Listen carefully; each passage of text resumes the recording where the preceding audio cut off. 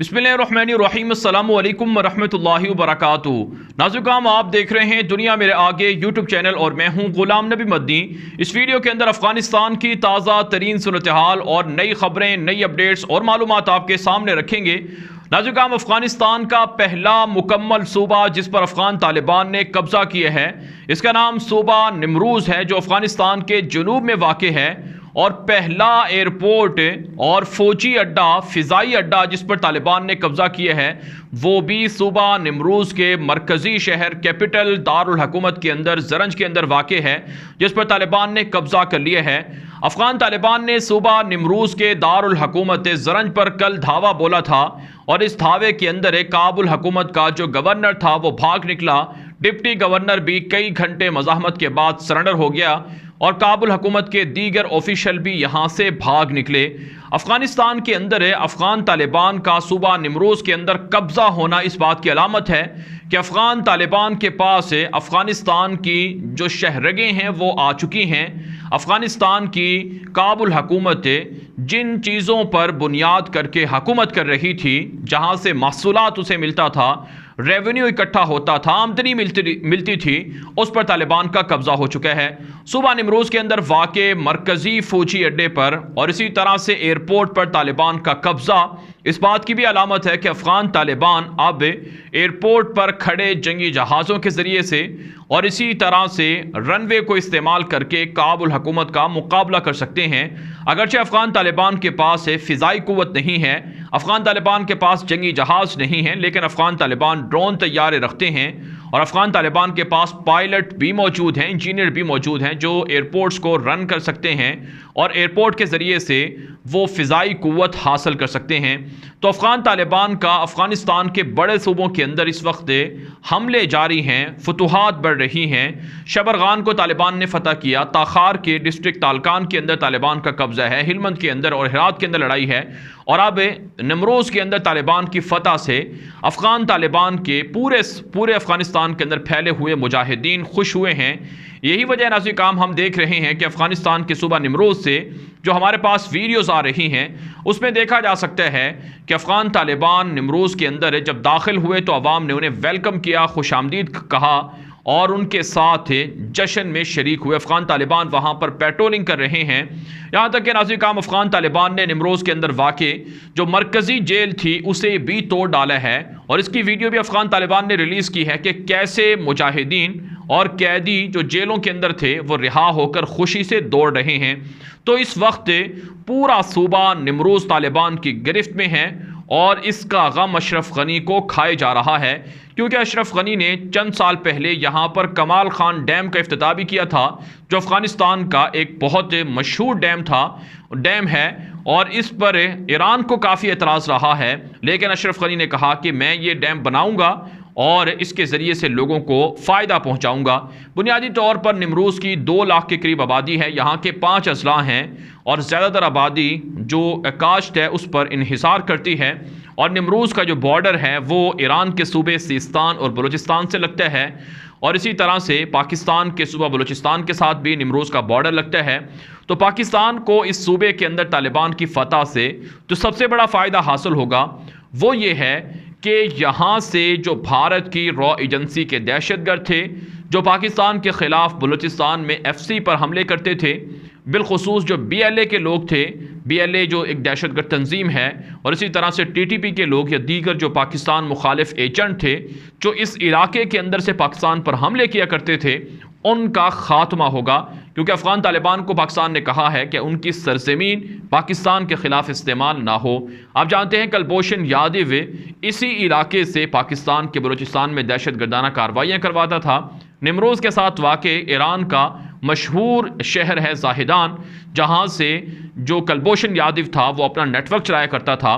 तो इस एतबार से यह ख़ित्ता इंतहाई डेंजरस रहा है, यहाँ से पाकिस्तान पर हमले होते रहे हैं। लेकिन अब अफ़गान तालिबान के कब्ज़े में जाने के बाद यहाँ से हमले कम हो जाएंगे। जैसा कि तालिबान के पास कंधार गया है तो स्पेन बोल्दक से पाकिस्तान पर हमले कम हुए हैं, इसी तरह से निमरूज़ से भी पाकिस्तान पर हमले कम होंगे। तो इस एतबार से पाकिस्तान को भी फ़ायदा हुआ है और अफ़गान तालिबान को और वहाँ के अवाम को वैसे ही फ़ायदा है। और ये इलाका इसलिए भी ज़्यादा अहम है क्योंकि नाज़िर काम यहाँ से चाबहार बहुत करीब वाक़ है। मुस्तक़बिल के अंदर चाइना का जो प्लान है कि ईरान के चाबहार पोर्ट को गवादर पोर्ट से मुंसलिक किया जाए और गवादर और चाबहार पोर्ट को अफ़गानिस्तान से मुंसलिक किया जाए, तो उसमें ये इलाके इंतहाई ज़्यादा अहमियत के हामिल हैं। इसलिए नाज़िर काम अफ़गान तालिबान की इस फ़तह से जो वहाँ के लोग हैं वो भी खुश हैं और बिलखुसूस ईरान के लोग वो भी खुश हैं, और इसी तरह से पाकिस्तान को भी काफ़ी फ़ायदा इस फ़तह से पहुँचने वाला है। इसके अलावा नाज़िर काम अफ़गानिस्तान से कुछ दीगर ख़बरें भी हैं, जिसमें नाज़िर काम अफ़गानिस्तान का सूबा शबरगान है। यहाँ पर जनरल दोस्तम जो अपने आप को मार्शल भी कहते हैं और जो अफ़गान तालिबान का पक्का और सख्त तरीन दुश्मन रहा है, माज़ी के अंदर तालिबान पर इसने जुल्म किए और अफ़गान अवाम पर और मुखालिफिन पर इसने बेइंतहा मज़ालिम ढाए थे। तो शबरगान के अंदर अफ़गान तालिबान ने वहाँ के पुलिस हेडक्वार्टर पर और इसी तरह से जो NDS का हेडक्वार्टर था, फौजी हेडक्वार्टर था, उस पर कब्ज़ा किया था।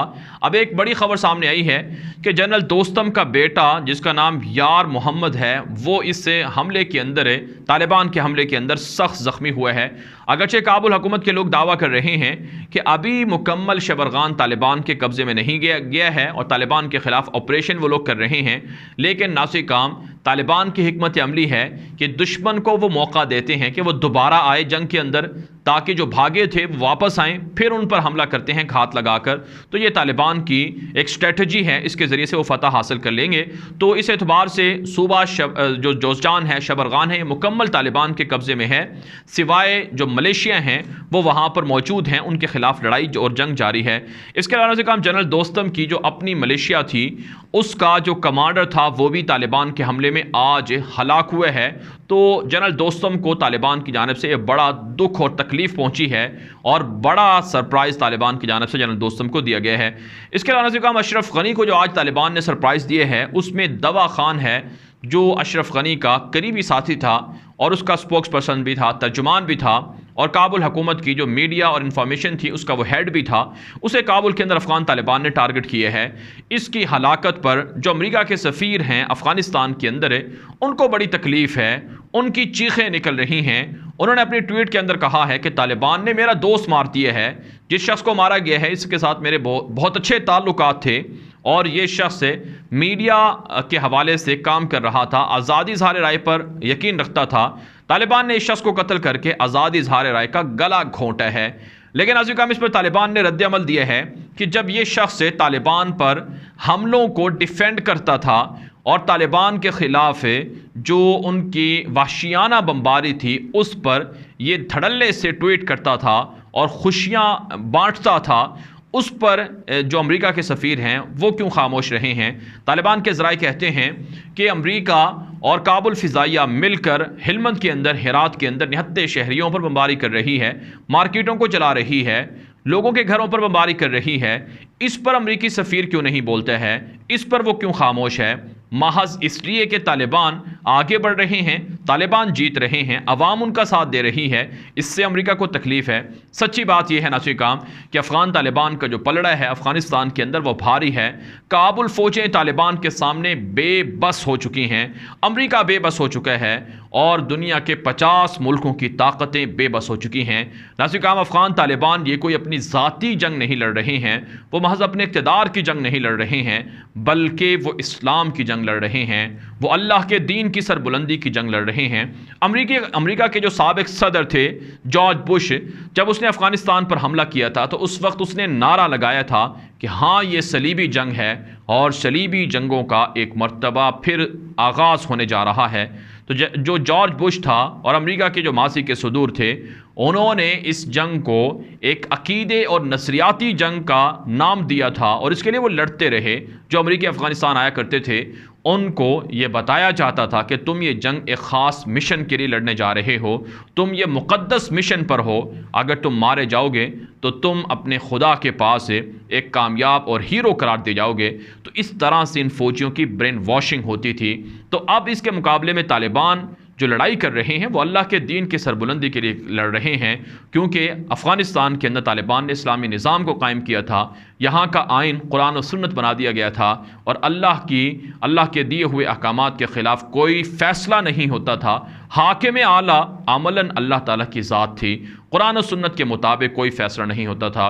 हुदूदुल्लाह का निफाज था, शरी सज़ाएँ थीं, मुजरमों को बिल्कुल भी मुआफ़ी नहीं थी और ना किसी किस्म की सिफारिश चलती थी और ना किसी किस्म का इक़्तिदार चलता था। तो इसलिए नाज़रीन काम, ये एक नज़रियाती जंग है, ये इस्लाम और कुफ्र की जंग है। दुनिया के अंदर कुफ्रिया ताकतें मुत्तहिद होकर अफ़गानिस्तान पर चढ़ दौड़ी। मकसद पाकिस्तान भी था, पाकिस्तान से इस्लाम को भी ख़त्म करना था, तोड़ना था, तकसीम करना था, लेकिन दुश्मन नाकाम हुआ है। इसलिए अफ़गान तालिबान की जीत से मुसलमान खुश हो रहे हैं और मुसलमान उनके लिए दुआएं कर रहे हैं। इस वीडियो के हवाले से जो आपकी राय हो कमेंट के ज़रिए से ज़रूर पहुँचाएँ। मज़ीद ख़बरों के लिए आप हमारे ट्विटर अकाउंट दुनिया मेरे आके ग़ुलाम नबी मदनी को भी लाजमी फॉलो कर लें। अब तक के लिए इतना ही इजाज़त दीजिए। अल्लाह हाफ़िज़।